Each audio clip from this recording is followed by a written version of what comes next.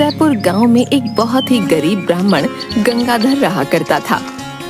वो गांव में भिक्षा मांगकर अपना गुजर बसर किया करता था।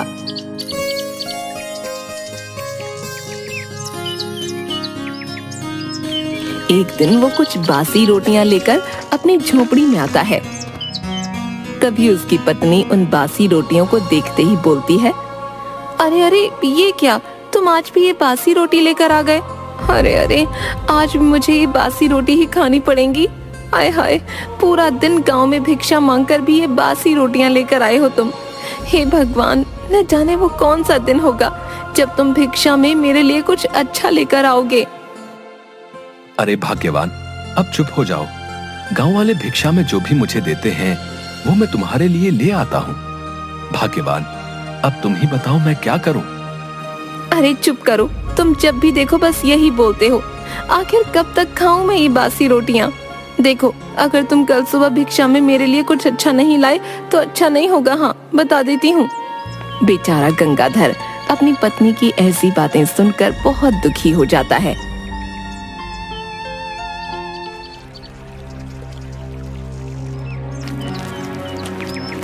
अगली सुबह गंगाधर फिर से गांव में किसी के द्वार पर भिक्षा मांगने जाता है। अरे कोई है, भिक्षा दे दो, भिक्षा दे दो, मुझ गरीब ब्राह्मण को भिक्षा दो। तभी एक बुढ़िया अपनी झोपड़ी से निकलकर उसके सामने आती है।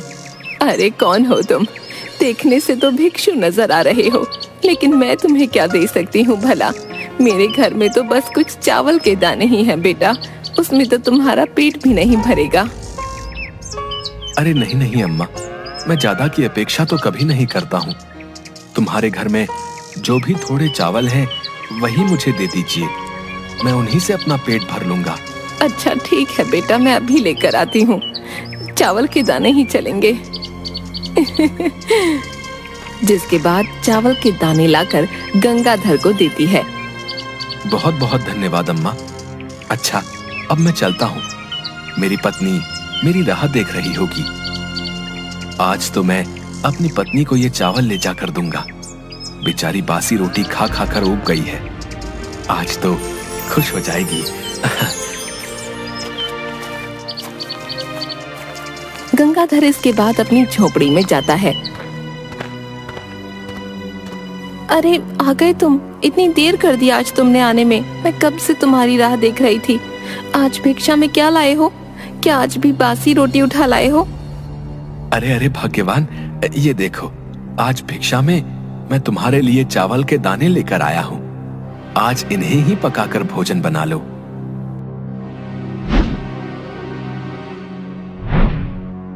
अरे सिर्फ ये थोड़े से चावल के दाने?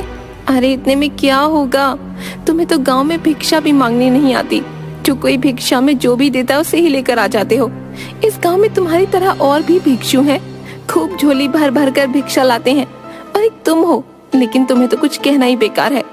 अब मुझे ये चावल के दाने ही बनाने पड़ेंगे भोजन में। मेरी तो किस्मत ही फूट गई तुमसे शादी करके। जिसके बाद वो चावल बना देती है और उन्हें लेकर गंगाधर के पास आती है। ये लो, कर लो भोजन। गंगाराम देखता है कि थाली में सिर्फ थोड़े ही चावल के दाने हैं। अरे भाग्यवान, ये तो मैं तुम्हारे लिए लाया हूँ। मैं भोजन नहीं करूंगा, इन्हें तुम ही खा लो। मुझे तो भिक्षा में आज भोजन मिल गया था तो मैंने वही खा लिया है। इसे तुम ही खा लो भाग्यवान। अच्छा, तो तुम भिक्षा से प्राप्त भोजन करके आए हो? वाह वाह, खुद भोजन करके आए हो और मेरे लिए थोड़े से ही चावल के दाने लाए हो। न जाने कब वो दिन आएगा जब आप मेरे लिए कुछ अच्छा सा और बहुत सारा भोजन लेकर आएंगे। हाँ, अब आपको कहाँ आवश्यकता होगी इस भोजन की। खैर जाने दीजिए, अब मैं ही इन्हें खा लेती हूँ। जिसके बाद वो थाली के सारे चावल खा लेती है। गंगाधर चुपचाप खड़ा उसे देखता रहता है। थोड़ी देर बाद गंगाधर फिर से गांव की तरफ भिक्षा मांगने निकलता है और फिर से उस बूढ़ी अम्मा के द्वार पर भिक्षा मांगने जाता है। भिक्षाम देहि, भिक्षाम देहि। अरे कौन? अच्छा, तो फिर से आ गया। लेकिन बेटा, मेरे पास तो आज खुद ही खाने को कुछ नहीं है। मैं तो खुद भूख से मरी जा रही हूँ।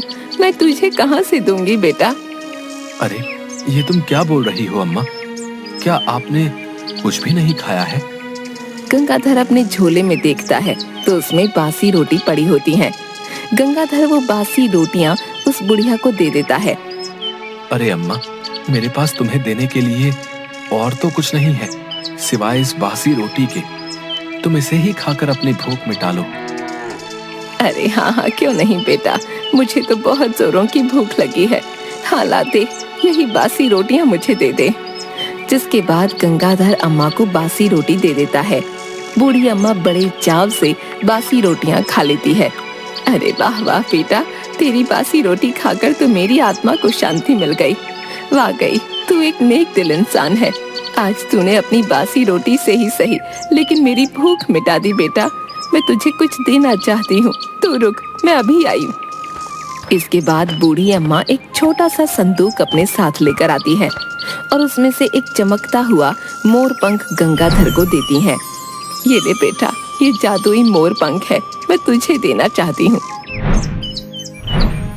ये कोई साधारण मोर पंख नहीं है बेटा। तो कोई भी एक इच्छा इस मोर पंख से बोलेगा तो वो अवश्य पूरी होगी बेटा। अब मैं तो बहुत बूढ़ी हो चुकी हूँ, अब भला मेरी तो कोई इच्छा ही नहीं रही, लेकिन मैं ये तुम्हें देना चाहती हूँ बेटा। इस जादुई पंख से तुम अपनी एक इच्छा पूरी कर सकते हो बेटा। गंगाधर ये सुनकर बहुत खुश हो जाता है। क्या सच में अम्मा, तुम सच बोल रही हो? अगर ऐसा है तो मैं ये जादुई पंख अपनी पत्नी को दूंगा। आज तक मैं अपनी पत्नी को कुछ भी नहीं दे पाया हूँ। इस जादुई पंख को पाकर वो बहुत खुश हो जाएगी। हाँ, अच्छा अम्मा, अब मैं चलता हूँ। अच्छा ठीक है बेटा, जैसी तेरी मर्जी। जिसके बाद गंगाधर वो जादुई पंख लिए जंगल के रास्ते से अपने घर जा ही रहा होता है कि तभी वो देखता है कि जंगल में एक जगह एक आदमी बहुत बुरी हालत में बैठा रो रहा होता है। उसके रोने की आवाज सुनकर गंगाधर उसके पास जाता है। अरे भाई, कौन हो तुम और रो क्यों रहे हो? आखिर क्या बात है? क्या कोई परेशानी है? बताओ मुझे, तुम रो क्यों रहे हो? मैं घोर परेशानी में हूँ, मैं मरने वाला हूँ। मुझे नहीं लगता कि अब मैं जिंदा बच सकूंगा भाई। उसकी ये बात सुनकर गंगाधर हैरान हो जाता है। ये तुम क्या कह रहे हो? कौन हो तुम और आखिर तुम क्यों मरने वाले हो?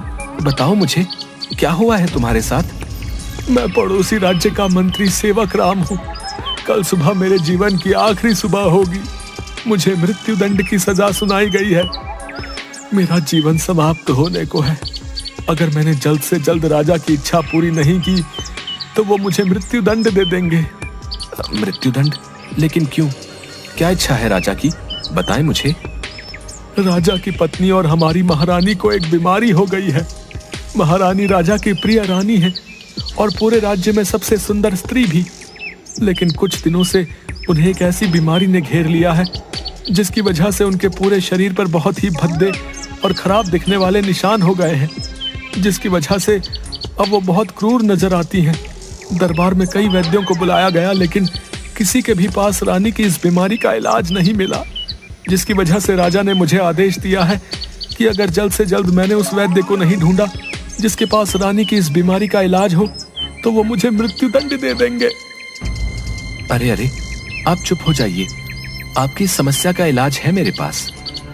तुम मुझे अपने राजा के महल ले चलो। क्या तुम सच बोल रहे हो? तो चलो मेरे साथ, मैं तुम्हें राजा के महल लेकर चलता हूँ। लेकिन तुम्हें वैद्य के भेष में ही राजा के पास चलना होगा।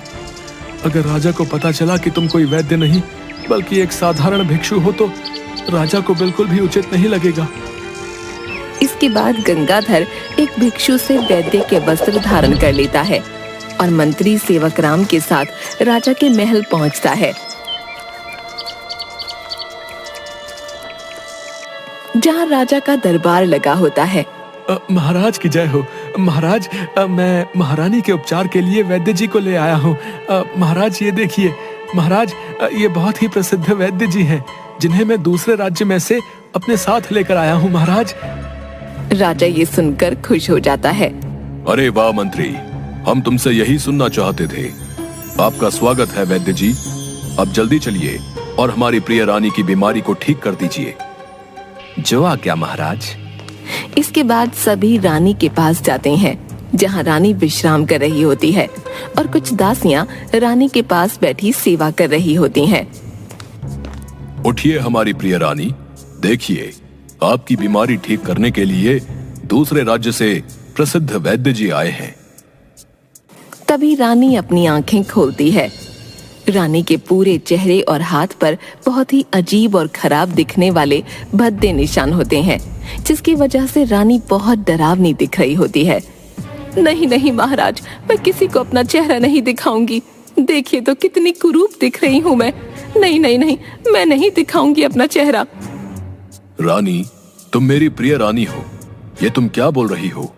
देखो वैद्य जी आए हैं, ये अवश्य ही तुम्हारी बीमारी को ठीक कर देंगे। गंगाधर रानी के शरीर के सारे अजीब और भद्दे निशान देखता है और थोड़ा हैरान हो जाता है। इसके बाद गंगाधर बूढ़ी अम्मा का दिया हुआ जादुई पंख अपने हाथ में लेता है और उसे याद आता है कि अम्मा ने कहा था इस जादुई पंख से कोई एक इच्छा पूरी की जा सकती है। हे जादुई पंख, मेरी इच्छा है कि तुम रानी की ये भद्दे निशान दिखने वाली बीमारी ठीक कर दो। अगर रानी की बीमारी ठीक नहीं हुई तो बेचारे मंत्री सेवक राम को मृत्यु दंड दे दिया जाएगा। तभी गंगाधर जैसे ही जादुई पंख को रानी के मुख पर रखता है, अचानक देखते ही देखते काफी तेज रोशनी होती है और रानी के सारे भद्दे और खराब दिखने वाले निशान गायब हो जाते हैं। ये देखकर सभी बहुत खुश हो जाते हैं। महाराज देखिए देखिए ना, मैं एकदम ठीक हो गई हूँ। देखिए मेरा रूप पहले की तरह चमक रहा है। देखिए ना महाराज, हाँ, हाय हाय, वाह वाह, मैं फिर से सुंदर हो गई हूँ। मैं सुंदर हो गई हूँ। हाँ हमारी प्रिय रानी, हम देख सकते हैं तुम्हारा रूप पहले की ही तरह चमक रहा है। वाकई ये हमारे लिए बहुत खुशी की बात है। वाह हमारे प्रिय मंत्री, हम तुमसे बहुत प्रसन्न हुए। अब तुम्हें मृत्यु दंड नहीं दिया जाएगा। वैद्य, तुम्हारा बहुत बहुत धन्यवाद जो तुमने हमारी प्रिय रानी की बीमारी को ठीक कर दिया। हम आपको भेंट स्वरूप 100 सोने की मोहरें देते हैं। इतना सुनते ही गंगाधर खुश हो जाता है। आपका धन्यवाद महाराज, लेकिन आप एक सच नहीं जानते हैं। मैं कोई वैद्य नहीं हूँ, बल्कि एक साधारण भिक्षु हूँ जो आपके ही राज्य से दूर एक छोटे से गांव में भिक्षा मांगा करता है। आपके मंत्री ने मुझे रानी की दशा के बारे में बताया, तो मैं मंत्री को मृत्यु दंड से बचाने यहाँ आपके महल में आ गया। राजा उसकी बात सुनकर थोड़ा हैरान हो जाता है। जी महाराज, मैंने आपसे ये झूठ बोला। ये कोई वैद्य नहीं बल्कि एक साधारण भिक्षु है। मुझे माफ कर दीजिए महाराज। हमने तुम्हें माफ कर दिया है। तुम्हारे इस झूठ से हमें आज ये सीख मिली है कि एक साधारण सा भिक्षु भी अपने ज्ञान से बहुत बड़ा हो सकता है। व्यक्ति का कर्म ही उसे बड़ा बनाता है। सभी दरबार में राजा की ये बात सुनकर खुश हो जाते हैं। तभी गंगाधर को सोने की 100 मोहरें दी जाती हैं, जिसको लेकर वो अपने घर जाता है। अरे कहाँ चले गए थे आप? मैंने आपको कहाँ कहाँ नहीं ढूंढा, बताएं मुझे। तभी गंगाधर उसे सारी बात बताता है।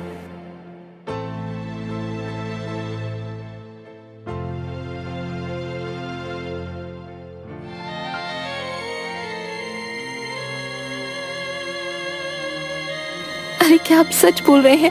मुझे माफ कर दीजिए जी, मैंने आपको कितना कुछ भला बुरा कहा और आपने पलटकर मुझे कभी एक शब्द नहीं कहा। आप सच में बहुत नेक दिल और ज्ञानी इंसान हैं।